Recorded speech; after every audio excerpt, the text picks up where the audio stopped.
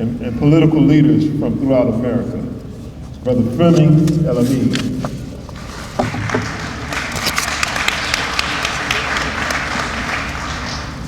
Assalamu alaikum. To the esteemed President Mohammed, to the staff at Mosque, to the laborers of this event, the planning committee, dear brothers and sisters, Bismillah ar-Rahman ar-Rahim, and Assalamu alaikum. I had a 50-minute presentation. I'm going to reduce it down to 5 minutes. 2 quotes from Imam Mohammed. It's very relevant today. For those that don't know, the American Coalition for Good Government is a nonprofit 501c organization. We're nonpartisan, independent thinkers. We have regional coordinators in all regions of the country, at least 7 of them so far. We encourage you to go to the website, www.theamericancoalitionforgoodgovernment.org. There you'll find leaders like Brother Wali Shaheed, who's standing in the second row. Please stand up. He's our South Regional Coordinator. Please give him a hand. There are 7 of us. My responsibility is the Mid-Atlantic Regional Coordinator. So you'll see me being pulled to Washington, D.C. quite a bit by Imam Talib Sharif and work with groups like CAP and others. And in fact, they asked me to lead the delegation at our last Muslim Day in Washington, D.C. As a leader of the American Coalition for the Government. So we ran the whole North Carolina delegation to all the senators, representatives, et cetera. But that, brothers and sisters, is not that significant. What's important is that in your local communities, you engage yourselves to improve your communities. How do you do that? 3 things. Stay informed, stay engaged, and move your local communities forward. I'll repeat that. Stay informed, stay engaged, and move your local communities forward. Now, we have a weekly radio program on AM 360. It's hosted by Imam Mohammed out of Texas and myself every Tuesday, 9 to 10 p.m. Every Tuesday from 9 to 10 p.m. Eastern Time. We invite you to call in, ask questions. We try to deal with relevant issues for our community. Now, let me read the quote. The quote comes from the 2007 Ramadan session, Homewood, Illinois, by Imam Mohammed. And we pray that Allah always elevates him for his 33 years of service to us to the high echelons of heaven. This is his quote directly.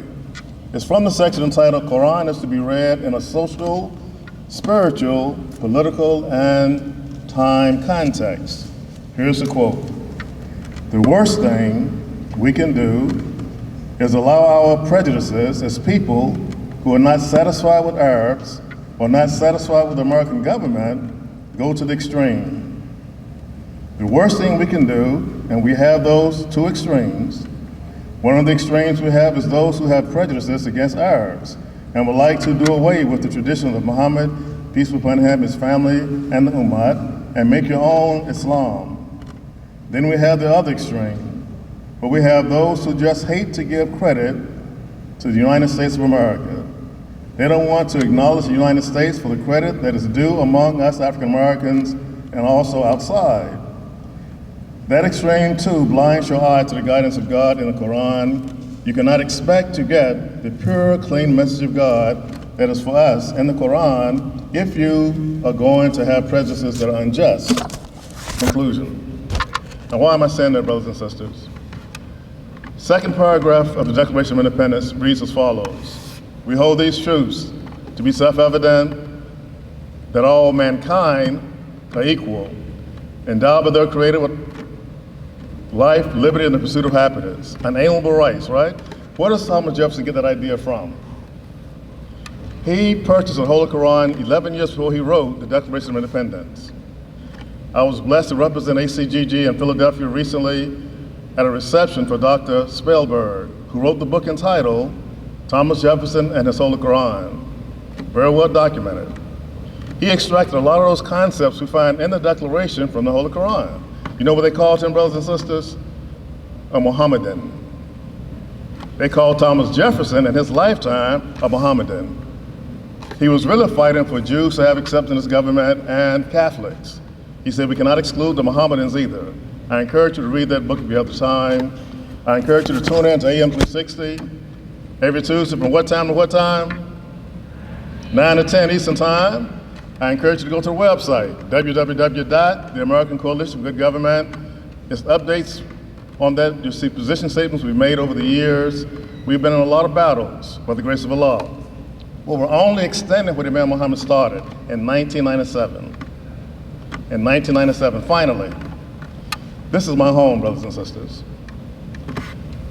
I met our president at 4847 Woodlawn Avenue when I was teaching at our school in 1976. His father invited my class to come have a celebration because they were graduating from Clara Muhammad School. When I first got here in 1974, it was called Muhammad University of Al-Islam. When I left in 76, the name was, of course, Sister Clara Muhammad School. So, he probably doesn't remember this, but his father told him, go clean your face off, son.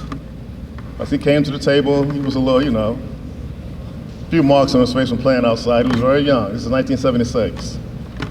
But I noticed the care his father had for him then. I noticed the care that his father had for him then. Why am I saying that? His father told us in the very first Savior's Day he presented himself as our new leader the following: we're not going to let the winds of emotion even shake the windows in this community. When I hear anybody talking about my brother here, to me that's an insult personally. That to me is a wind of emotion. And I'm from the old school. I'm a young 64 now, but I was trained as an FOI. So let's stop this whispering, get behind our brother, love him. We love Imam Elijah Muhammad. He interviewed me and my wife at his home, 4847 in 74, through Sister Marva. And I'm gonna leave you with this. We're a family. We are family. Sometimes teeth and tongue fall out, but you gotta learn how to chew the food up together, right? To go forward. My grandmother taught me that. We're family. You don't disrespect elders in our community. The first picture we had of our leader, Imam Muhammad, was feeding a soldier food over his right shoulder with a picture in his background. And you know what the three pictures were, right? You remember that thing? The second picture was him doing this, saying, "Mine is man." Those images are very, very important. Serve the seniors, protect the seniors, do something for them because they did everything for us to be here today. And expand your mind. Finally, Allah is so merciful to us, brothers and sisters. Take your right hand and put it over your neighbor, please. Find your neighbor. Find it, because you came into the earth that way through the grace of your mother, who fed you when you couldn't feed yourself. And none of us remember multiplying from a single cell animal into a multi-cell animal and came out as a human being. That's the grace of Allah. That's how important you are. You're born noble, you're born dignified, you're born noble, you're born dignified. Let's raise and elevate President Mohammed, protect Mosque. As we said yesterday, my life and my death is all for Allah.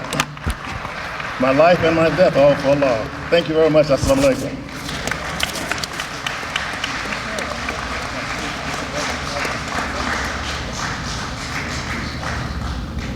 Let's give Brother Fleming another round of applause.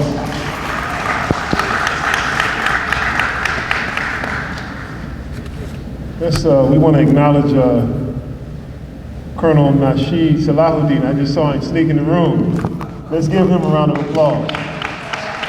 One of our young Muslims who came up in this community, and this is one of the fruits that was produced from our community, a productive fruit. Allahu Akbar. I heard that you're the man to see if you wanted to do a tour of the Pentagon, so I'm gonna holla at you. I'm gonna holla. I'm gonna be in DC, inshallah, towards the end of the month, so I'm gonna holla. At this point, we're coming to the conclusion of our program. Give yourself